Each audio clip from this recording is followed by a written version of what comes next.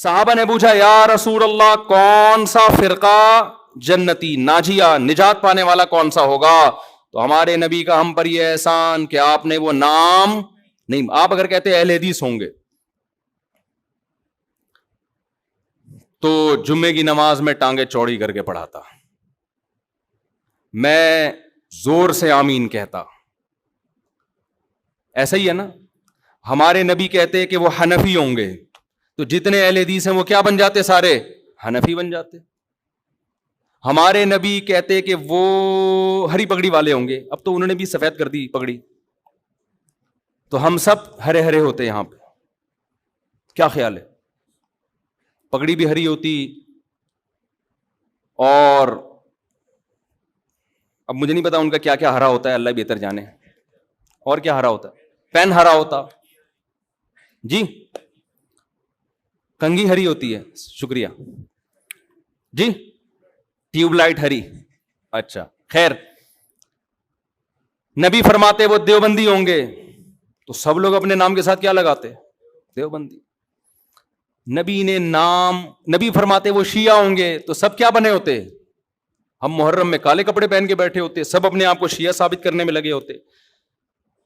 نبی نے علامت بتائی تاکہ ملتے جلتے ناموں سے دھوکہ نہ کھائیں، ناموں سے متاثر نہ ہو، نام کچھ بھی ہو. اول تو ہمارا نام مسلم رکھ دیا ہے قرآن نے، تو ہم سب کیا ہیں؟ مسلم ہیں، جس کو اردو میں مسلمان کہا جاتا ہے. ہمیں کسی اور شناخت کی بالکل ضرورت نہیں ہے. سوال پیدا ہوتا ہے پھر یہ مشہور کیسے ہو گئے دیوبندی بریلوی؟ میں بار بار کہتا ہوں یہ لوگوں نے نام دیے ہیں آسانی کے لیے. مثال کے یہ لوگ کیوں نام دیتے ہیں؟ آپ کہیں رشتہ لینے کے لیے جائیں، لڑکی والے آپ کا کانسیپٹ پوچھنا چاہتے ہیں کہ یہ میلاد شریف والا ہے، تیجے 40ویں والا ہے، ربیع الاول میں پروگرام والا ہے، یا یہ والا نہیں ہے. اب وہ پوری ڈیٹیل پوچھیں تمہارا عقیدہ کیا ہے، پوری ڈیٹیل کے بجائے شارٹ نام رکھا ہوا، بھائی جو یہ کرتے ہیں ان کو بریلوی کہا جاتا ہے، جو یہ نہیں کرتے ان کو کیا کہا جاتا ہے؟ دیوبندی. تو ان شارٹ وہ انہوں نے، کیونکہ مسلمان تو دونوں ہی کہلاتے ہیں نا. ایک صاحب مجھے کہنے لگے آپ حنفی کیوں ہیں، آپ مسلم کیوں نہیں ہیں؟ میں نے کہا ہم حنفی شافی کے مقابلے میں ہیں، غیر مسلم کے مقابلے میں ہم مسلم ہیں. ہم دیوبندی بریلوی کے مقابلے میں کہلاتے ہیں، غیر مسلم کے مقابلے میں تھوڑی ہم دیوبندی ہیں، تو مسلم ہیں. تو اللہ نے ہمارا نام مسلم غیر مسلم کے مقابلے میں رکھا ہے. باقی نام بھی ہم نے نہیں رکھے، پبلک نے اپنی آسانی کے لیے رکھے، پھر وہ مشہور ہو گئے. ورنہ نہ دیوبندیت میں کچھ ہے نہ بریلویت میں کچھ ہے. اصل میں تو وہ علامت جو نبی بیان کر رہے ہیں، وہ علامت جس میں پائی جائے گی، خواہ وہ دیوبندیت کے نام سے ہو، اہل حدیث کے نام سے ہو، بریلوی کے نام سے ہو، شیعہ کے نام سے ہو، سنی، اس سے کوئی فرق نہیں پڑتا. نام تو وہی دینا چاہیے مسلم. لیکن میں بتا رہا ہوں لوگ اپنی آسانی کے لیے نام دیتے. کس مکتبہ فکر سے آپ کا تعلق ہے؟ تاکہ ان شارٹ بات ہو جائے نا. تو نام نبی قرآن نے ہمیں مسلم دیا، اور علامت کیا بتائی؟ صحابہ نے پوچھا یا رسول اللہ کیا کون سا فرقہ؟ آپ نے فرمایا ما انا علیہ و اصحابی. کیا بلاغت ہے یار اس کلام میں، سارے فرقوں کا پول پٹیاں کھول دی.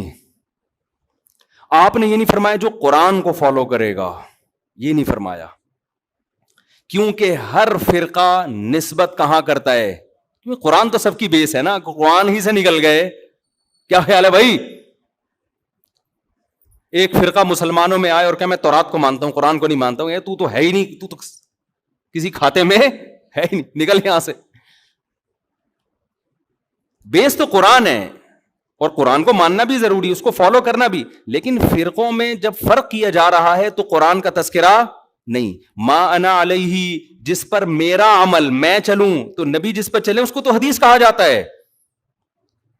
اور یہ بھی نہیں فرمایا حدیث، کیونکہ حدیث قول، عام طور پر حدیث کا اطلاق قول پر ہوتا ہے. بخاری میں ایک روایت آ گئی، مسلم میں ایک روایت آ گئی، لوگ اس کو حدیث سمجھتے ہیں. نبی کا جو پراپر عمل رہا ہے، کس پر آپ صلی اللہ علیہ وسلم عمل کر کے گئے ہیں، اس کو آج کل کے لوگوں نے حدیث سے خارج کر دیا. مثال کے طور پر امام مالک حدیث لے کر آتے ہیں ہاتھ باندھ کے نماز پڑھنے کی، فتویٰ دیتے ہیں ہاتھ چھوڑ کے نماز پڑھی جائے. میں مسجد نبوی میں بیٹھا ہوا تھا، ایک صاحب تقریر کر رہے تھے اردو میں. سارے فتنے وہاں اردو اسپیکنگ جا کے پھیلاتے ہیں، عرب میں نہیں عام طور پر یہ تشدد. اس سے کسی نے پوچھا کہ ہاتھ چھوڑ کے نماز پڑھنا کیسا ہے؟ انہوں نے کہا بالکل ناجائز، بدعت۔ کیوں؟ حدیث میں آتا ہے ہاتھ باندھ کے نماز، ہم حدیث کو فالو کریں گے، امام مالک کو فالو نہیں کریں گے۔ اتنی سختی سے امام مالک پہ رد کیا۔ میں نے کہا اس جگہ امام مالک نے کئی سال بیٹھ کے درس دیا ہے، اس نے ان کی شخصیت کا بھی احترام نہیں کیا۔ عوام یہ میسج لے کے جا رہی ہے کہ قرآن و حدیث کا اس کو پتا ہے، امام مالک کو پتا نہیں تھا، حالانکہ وہ تو تبع تابعین میں سے ہیں۔ حدیث میں آتا ہے ان قریب ایک شخص پیدا ہونے والا ہے مدینہ میں جس کی طرف پوری دنیا سے علم کے لیے لوگ آئیں گے۔ اکثر علماء اس طرف گئے، اس سے مراد امام مالک ہیں، اکثر علماء اس طرف گئے۔ اتنے بڑے عالم کا مذاق اڑا دیا آپ نے۔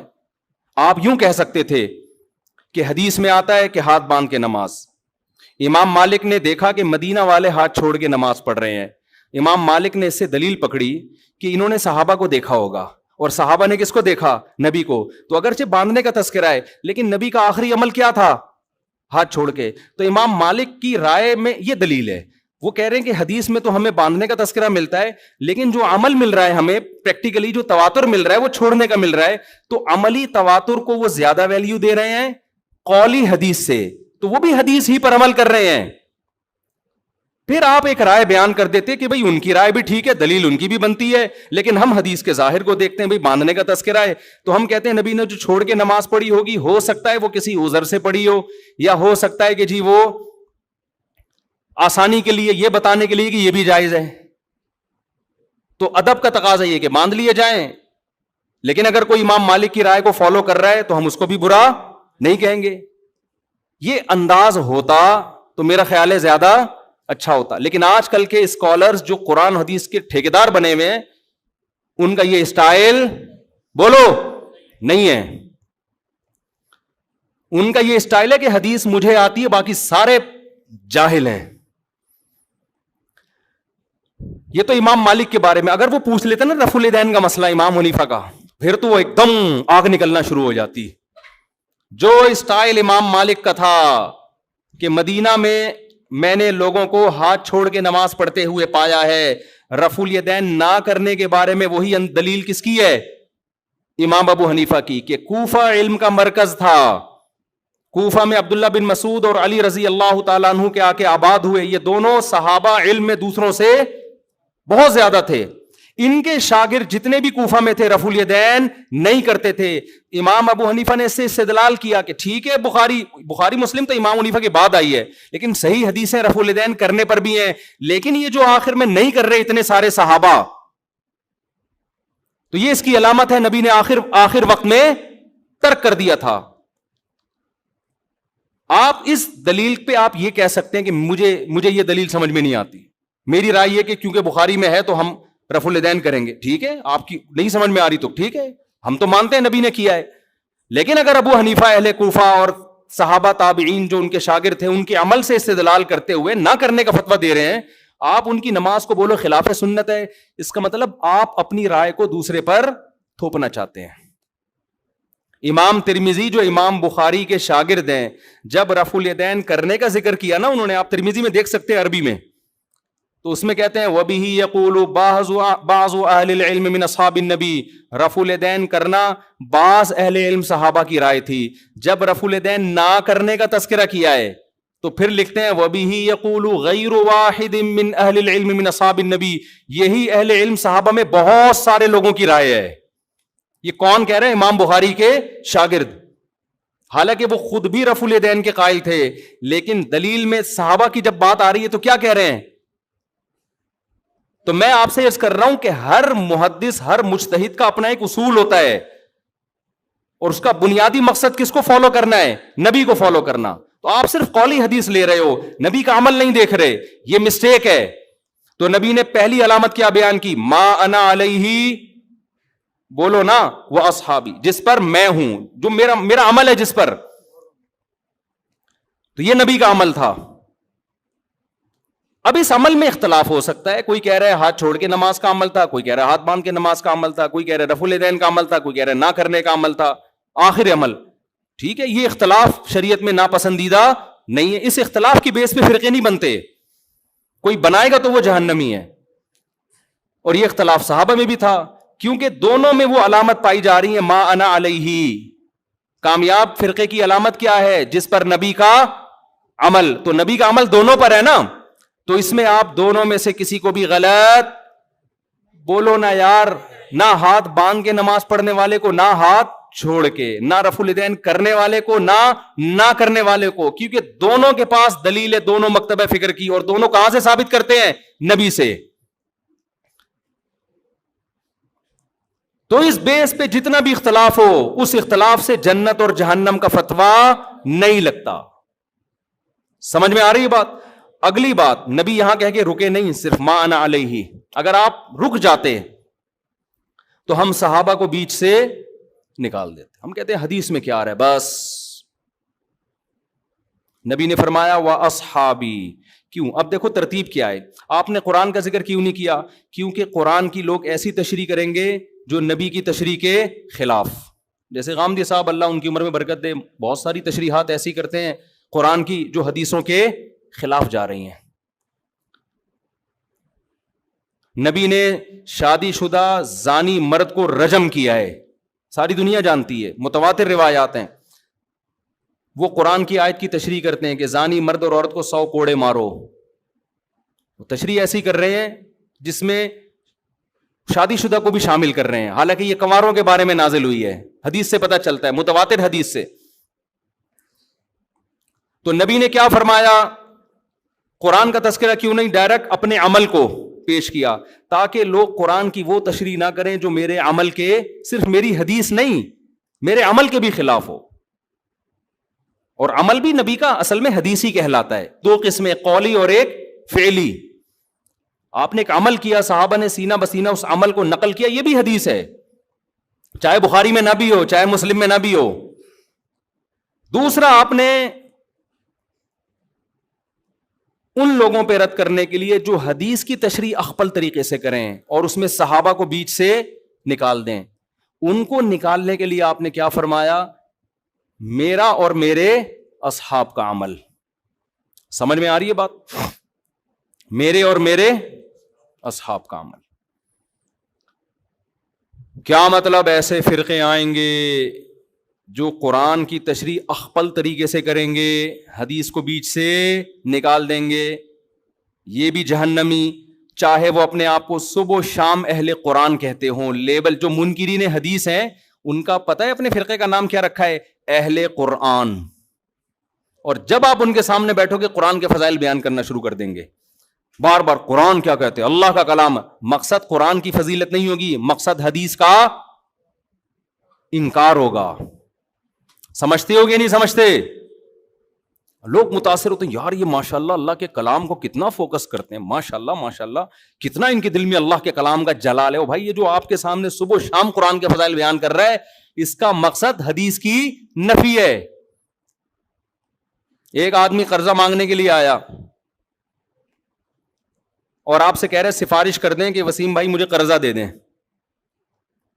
دوسرا بھی آ گیا قرضہ مانگنے کے لیے, آپ چاہ رہے ہو اس کو نہ ملے اس کو مل جائے, آپ کو پتا ہے یہ سیٹ ایک ہی آدمی کو دے گا. اب آپ نے دوسرے کی بے پناہ تعریفیں شروع کر دیں, تو یہ تعریفوں میں ضمناً دوسرے کی کیا ہے؟ برائی ہے. یہ بندہ ٹھیک نہیں ہے, اس کو نہیں دو, ٹھیک ہے نا. لیکن نام پرویزی فرقے نے اپنا نام کیا رکھا ہوا ہے؟ اہل قرآن, اہل قرآن. تو اسی طرح جب حدیث نبی نے ہمیں پہلے بتا دیا, کچھ لوگ ایسے آئیں گے جو حدیث کی تشریح ایسی کریں گے جو صحابہ کی سمجھ میں نہیں آئی. نام کچھ بھی رکھ سکتے ہو آپ, اہل حدیث رکھ سکتے ہو, آپ اہل قرآن رکھ سکتے ہو, آپ دیوبندی رکھ سکتے ہو, آپ محمدی رکھ سکتے ہو, کچھ بھی رکھ سکتے ہو. عمل دیکھا جائے گا پریکٹیکلی ہو کیا رہا ہے. بھئی صحابہ کیوں نہیں ہے, صحابہ کا فتویٰ یہ کیوں نہیں ہے؟ اور ان صحابہ میں بھی آپ نے سب سے زیادہ ہائی لائٹ کیا خلفائے راشدین کو.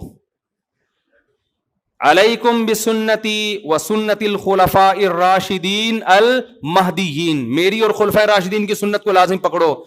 میں دعوے سے کہتا ہوں خلفائے راشدین کے دور میں کوئی ایک مسجد دکھا دو جس میں رمضان میں 8 رکعت تراویح ہوتی ہو, کوئی ضعیف سند دکھا دو میرے بھائی. آپ بخاری مسلم کی حدیث ہے جو 8 رکعت والی, اس کی تشریح ایسی کر رہے ہیں جو صحابہ میں کسی کی سمجھ میں بولو نہیں آئی. اس کا مطلب آپ کی تشریح غلط ہے. بعض لوگ کہتے ہیں حضرت عمر سے ایک ضعیف روایت پیش کرتے ہیں کہ اس میں 8 کا تذکرہ ملتا ہے، وہ ضعیف روایت ہے. مان لو تو صحابہ کو نبی نے حکم دیا عمر کو فالو کرو نا، تو اگر حضرت عمر نے 8 پڑھوائی تھیں تو پھر پوری دنیا میں ہمیں 8 ملتی کیوں نہیں ہے؟ کوفہ میں، بصرہ میں، دمشق میں، مصر میں 8 سے زیادہ کیوں ملتی ہیں ہمیں؟ آج لوگ کہتے ہیں مکہ مدینہ میں 8 ہو رہی ہیں. بھئی آج کا مکہ مدینہ لوگ ہیں، یہ 1200 سال 1300 سال پہلے کا مکہ مدینہ لوگ ہیں. آج لوگ کہتے ہیں سعودی عرب میں 3 کو 1 کہتے ہیں. او بھائی سعودی عرب میں آج کہتے ہیں نا، 1400 سال سے سعودی عرب میں 3 کو 3 ہی کہتے تھے. تو 1400 سال سے جو اسلام تھا وہ والا صحیح تھا یا آج جو اسلام ہے وہ والا صحیح ہے؟ کھوپڑی کام نہیں کر رہی لوگوں کی. یعنی عجیب. ایک صاحب مجھے کہنے لگے آپ لوگ پتہ نہیں کیا باتیں کرتے ہو، وہاں تو مصر میں بھی 3 طلاق کا 1 ہو گئی ہے، یہ سوڈان میں بھی 3 1 ہو گئی ہیں، اور پاکستان میں بھی ہو رہی ہیں قانونی. اور میں نے کہا یہ اب ہو رہی ہیں، اسلام آج آئے 1400 سال پہلے آیا تھا. اب ہونا اس کی علامت ہے کہ اب تک نہیں تھا، اب تک 3 ہی تھیں.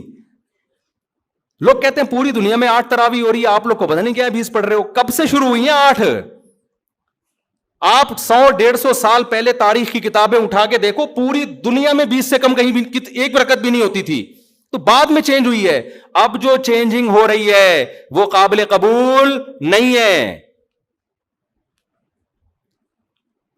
اب تو چینج، اب تھوڑی لوگ. عبداللہ بن مسعود کا مشہور قول ہے من کان منکم مستنن فلیستن بمن قد مات. جو تم میں فالو کرنا چاہتا ہے پہلوں کو فالو کرے، اس لیے کہ زندہ لوگوں کے بارے میں یہ خوف ہے کہ وہ فتنے سے محفوظ نہیں ہے. زندہ لوگ بک بھی جاتے ہیں، ان کے اپنے مفاد بھی ہوتے ہیں، سیاسی مفاد بھی ہوتے ہیں، حکومتی دباؤ بھی ہوتا ہے. اب حرمین میں کہہ رہے ہیں 10 رکعت تراویح ہو گئی. بھائی کیا پتا بادشاہ نے ایک آرڈر دیا ہو کہ 10 ہوں گی. ہمارے ایک دوست فجر کی نماز کا ٹائم داخل، اقامت ہو رہی، بیٹھے ہوئے ہیں. میں نے کہا بھائی نماز کھڑی ہو رہی ہے، مسجد نبوی میں پڑھو. کہہ رہے پتہ نہیں کہ ایسا نہ عمر ملک ہو، بادشاہ کا حکم ہو وقت سے پہلے پڑھنے کا، تو میں پہلے اپلیکیشن میں دیکھ لوں ٹائم داخل بھی ہوا کہ نہیں ہوا. خیر وہ تو تھوڑا انہوں نے غلو کر دیا، لیکن وہ ڈر گئے تھے نا یار کہ ایسا نہ ہو کہ بادشاہ سلامت میں کچھ بھی حکم دے دیا ہو. ایسا ہوتا نہیں ہے کہ بادشاہ سلامت ٹائم سے پہلے نماز پڑھنے کا آرڈر دے دے. لیکن آپ کیسے ہی کہہ سکتے ہو کہ یہ عرب علماء کا فتویٰ ہے؟ اگر چند کا ہے بھی تو ہمارے لیے ان کے احترام کے باوجود وہ فتویٰ حجت نہیں ہے.